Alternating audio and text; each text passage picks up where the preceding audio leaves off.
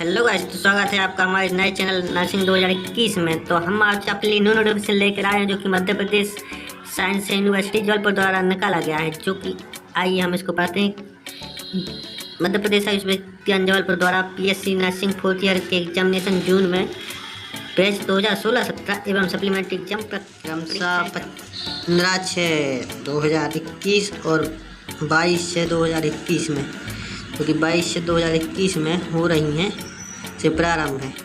ठीक है, तो परीक्षा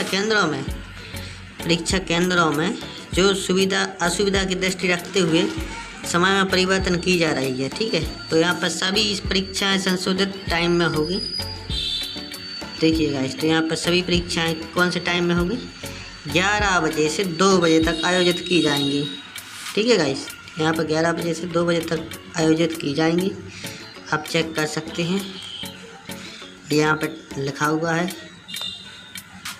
गाइस, हमारे नर्सिंग 2021 चैनल को लाइक, सब्सक्राइब, शेयर करें। Thank you guys.